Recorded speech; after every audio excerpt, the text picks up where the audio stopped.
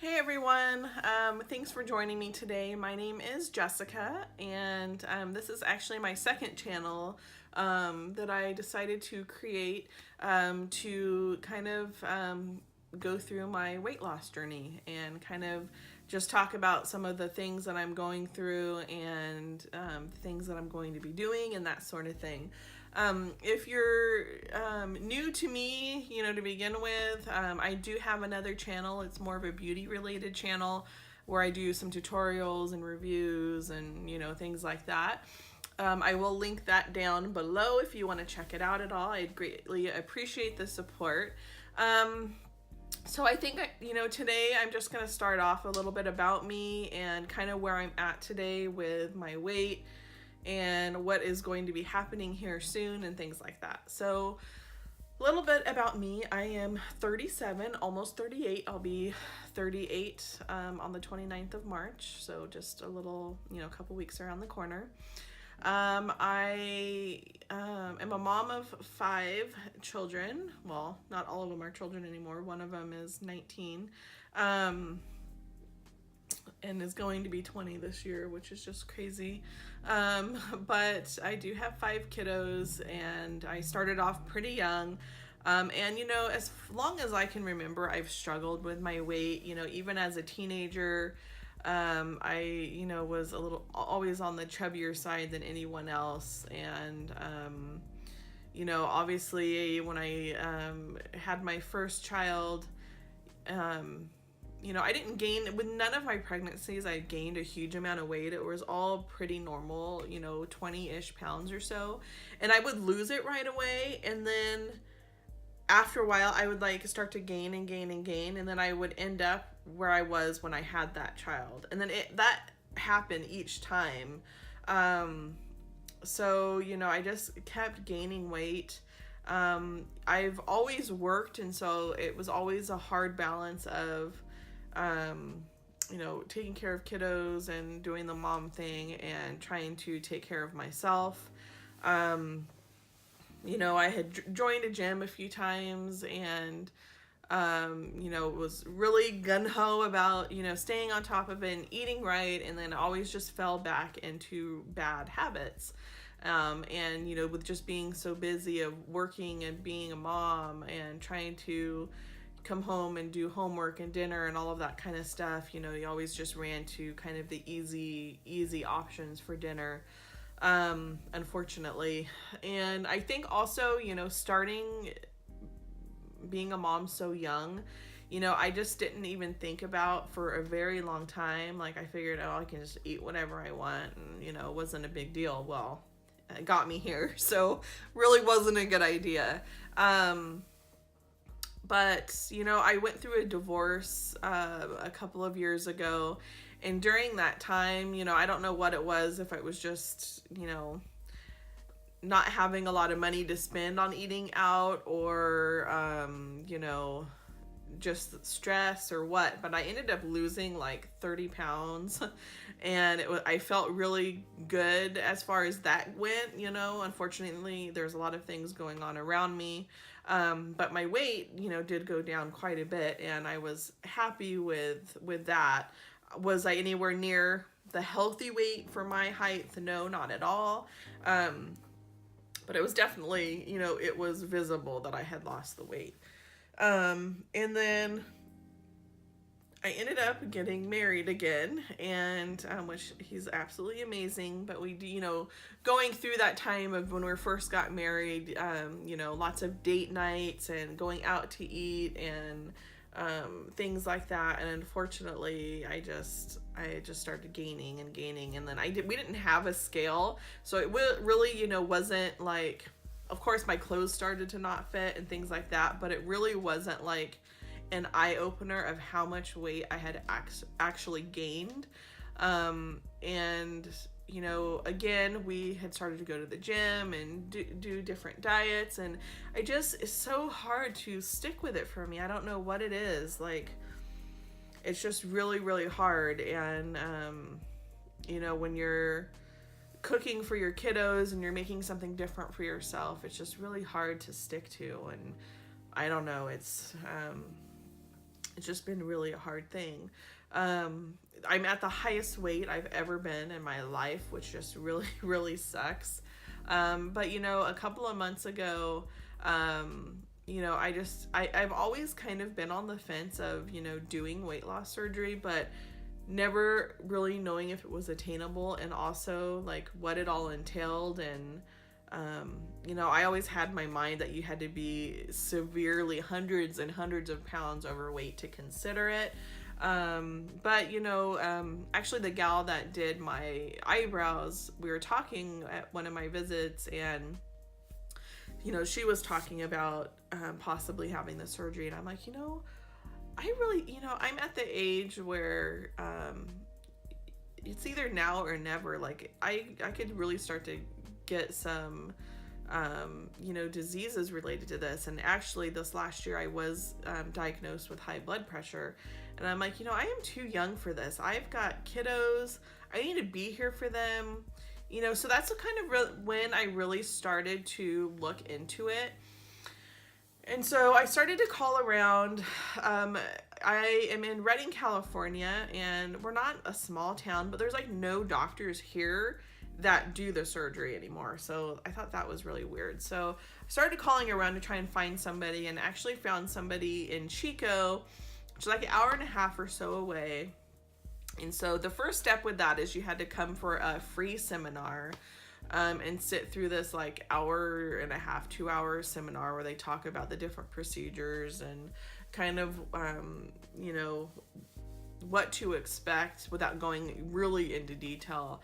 And then they set you up that same day with a consult with the surgeon, to see what he would recommend for you and things like that. So I did all of that. And the surgery that they really kind of recommend, unless you're super, super overweight, is the VSG surgery, which is vertical sleeve gastrectomy. And so went through the seminar, talked with him. That is, the surgery that he said that he would probably recommend for me. Talked to the surgery counselor as far as what the next steps were. And we talked also about insurance pricing and things like that. So the bottom line when it comes to that is, it was going to cost, this group charged, on top of the actual surgery and the hospital cost and all that, a $2,500 program fee.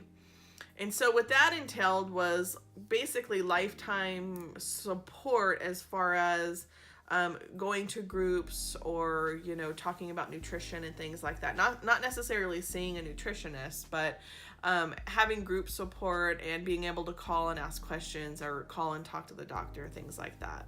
But that's $2,500 that doesn't go towards any of your insurance costs, like your deductible or out of pocket or anything like that. So on top of that, with my particular plan through my work, I have a $1,700 deductible before the insurance starts paying anything, and then a 30% coinsurance, and also a $6,800 max out of pocket. So with all of that insurance lingo, basically what it comes down to is I would be paying about between $8,000 and $8,500 out of pocket for the surgery. And that was one night at the hospital, basically, where you have it done at, and the surgery, the surgeon, and all of that. Now, the other thing that you had to do was a basically upper endoscopy test, where they put a scope down and they look at the inside of your stomach and make sure, it doesn't look diseased or there's any ulcers. And so they kind of see the anatomy of your stomach. So that's another added cost. Those are done at an outpatient surgery center.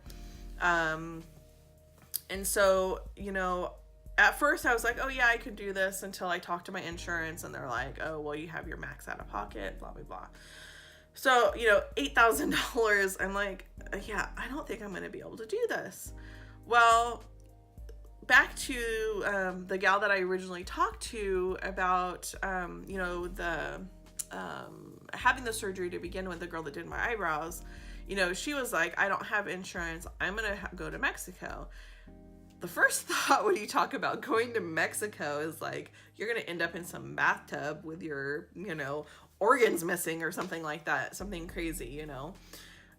So at that point, when they're like, oh, it's gonna be like $8,500, I'm like, well, maybe I should check into this whole Mexico thing and see what's up with that. Well, in my research and finding different places and all these different people that have done it, I'm like, this might be a viable option for me. So I watched a ton of videos on YouTube, and there's one particular video that really caught my interest, and I think her name is Cierra Hicks, and I'll link her video down below. But that video really got me intrigued with this one particular group, and this one group of doctors. So the group is Pompeii Surgical, and I think there's 3 different doctors there. And so they have a website, which I'll also link that down below. And so I started just kind of really researching this group a lot. They have a lot of information on their website. They talked about their standards, everything was just seemed so black and white. And so I also had joined this support group on Facebook, for people that are looking to have the surgery through this group. And also it's admin, I think, through the group where, people from there will answer questions, and even the doctor has gotten on there several times. So just the more and more I read about it and listened to people that are going through or just had the surgery that are still at the facility, talking, and people would do like little walkthroughs as they were there with their room and things like that, I really started to say, okay, I think this is what I'm going to do. So I talked with my husband, and he, was very supportive, and, thought that it would be a good idea. And so I reached out to the group and filled out their health questionnaire and everything. And then they got back to me and said, that I would be a good candidate and that I was approved. And so basically what happens is you decide what your surgery date, what you want your surgery date to be. And then you don't have to pay anything to kind of hold your spot. Basically, you just have to send your flight itineraries, I think within 30 days of your surgery date, to really hold your spot, where if you don't do that, they may give your spot to somebody else. But I was like gung-ho for this, and so we had booked our tickets right away, and I sent all of that to them. And so my surgery date is kind of, in stone, which is April 14th, which is about a month or so away. So I'm getting really excited for that. And yeah, that's pretty much, where I'm at this point. I don't think I'm going to go too far in depth as far as what is supposedly going to happen when I get there. I'll leave that for my video, that I do when I have it done, and kind of go through what actually happened versus what is supposed to happen. So anyway, at this point, I'm kind of in just a standstill. 2 weeks prior to surgery, you have to start a liquid diet for 2 weeks, and I'm really scared to go through that part of it.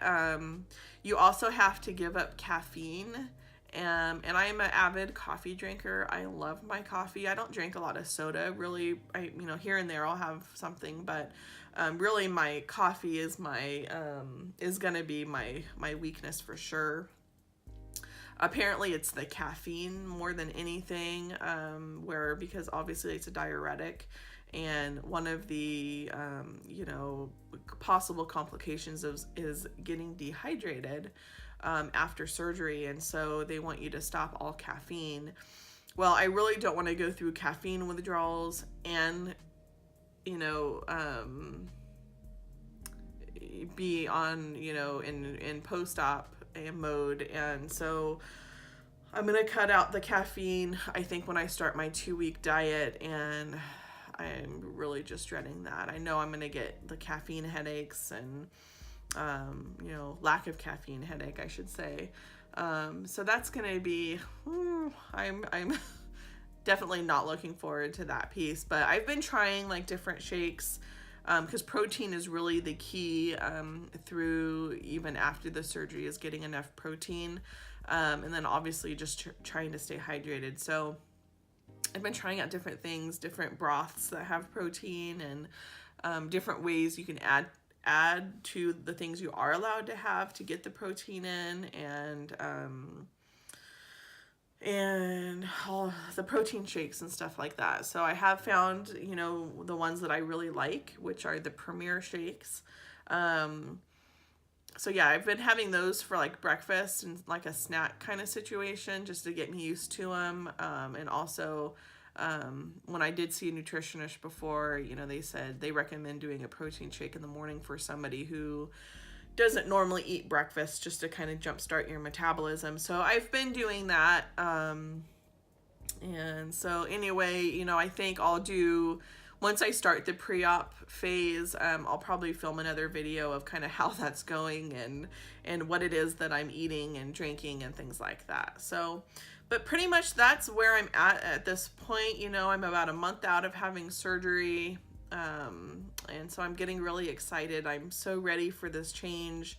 You know, it's going to be a huge lifestyle change, you know, from how much you're able to eat versus, you know, because you're able to only eat a little bit, you really just want to make sure you're eating really good to get those nutrients in when you can.